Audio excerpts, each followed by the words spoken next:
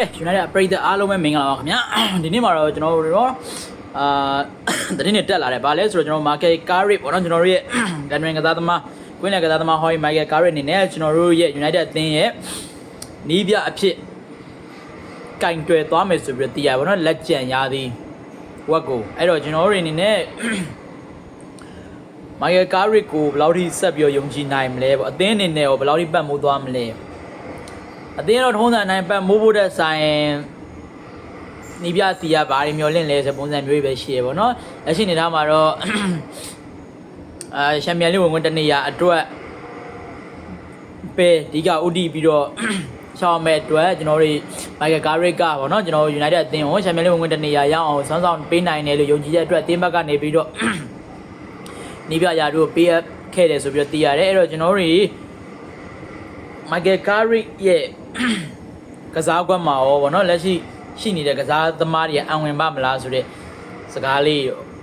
သုံးသက်ချက်လေးတချို့ရှိရပေါ့နော်အဲ့တော့ဒီချာစဉ်းစားကြည့်မယ်ဆိုရင်အခုလက်ရှိမှာကျွန်တော်တို့ဝယ်ထားတဲ့ Cisco ကူညာအမ်ဘူမို3ယောက်လုံးကရိုးရှင်းဆုံးပြောရရင်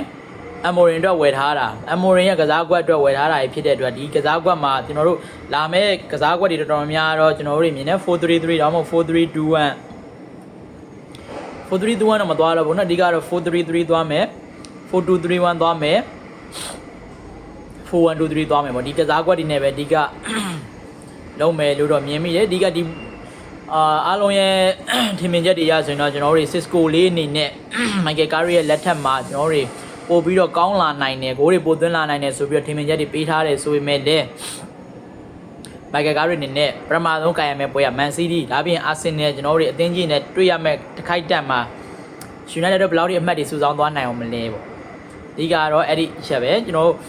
Michael Carey နဲ့ပထမဆုံးကျွန်တော်တို့တွေပေါ့နော်အရင်ဆိုရှယ်ပြီးတဲ့အချိန်လောက်မှာကျွန်တော်တို့ Michael Carey က3ပွဲနီးပြလုပ်ပေးဘူးရပေါ့နော် United ကိုလုပ်ပေးဘူးတဲ့အချိန်မှာဆိုတော့တပွဲနိုင်နှစ်ပွဲနိုင်တပွဲတည်ရင်နဲ့ကျွန်တော်တို့ရှုံးပွဲမရှိနေသားမျိုးနဲ့ပေါ့နော်3ပွဲဇက်တိုက်ကိုကင်ခဲ့ဘူးတယ်ဆိုတော့ဒီလာမဲ့ယာဒီဝက်ကိုရောမိုက်ကယ်ကာရီနဲ့ဘယ်လောက်ထိဆောင်းဆောင်အောင်နေပြသသွားနိုင်မလဲပေါ့ဒီကတော့ကစားသမားတွေနဲ့အဝင်ဖို့လိုအပ်မယ်ကစားသမားတွေအနေနဲ့နီးစနစ်ပေါ်မှာယုံကြည်မှုရှိဖို့လိုအပ်ပေါ့နော်ကစားသမားတွေနီးပြပေါ်မှာယုံကြည်မှုမရှိဘူးဆိုရင်လည်းအသင်းကဘာမှဖြစ်လာမှာမဟုတ်ဘူးဆိုတော့မိုက်ကယ်ကာရီကတိုက်စစ်ပိုင်းမှာဒီတက်ပိုကောင်းတဲ့အမွန်တက်ပိုကောင်းတဲ့အနေအထားတွေရှိတယ်ဆိုတဲ့သတင်းတွေကြောင့်မျှော်လင့်စရာလေးတွေရှိတယ်ပေါ့နော်ဒါပေမဲ့ကျွန်တော်တို့ပြောထားတယ်ပဲဒီယာဒီကုန်ရင်ကျွန်တော်တို့ချန်ပီယံလိဝင်တနေရမှာတော့ဖြစ်မယ်မရလို့အဆင်မပြေတဲ့အနေအထားတစ်ခုမှာဘာပဲပြောနီးပြအသင်းဝင်လာတဲ့ဆိုပေမဲ့လည်းနီးပြအသင်းဖြစ်သွားပြီဆိုတော့လေကျွန်တော်တို့တွေကနီးပြပေါ်မှာအကုန်လုံးယုံကြည်ပြီးတော့ဆက်သွားရမှာပဲဆိုတော့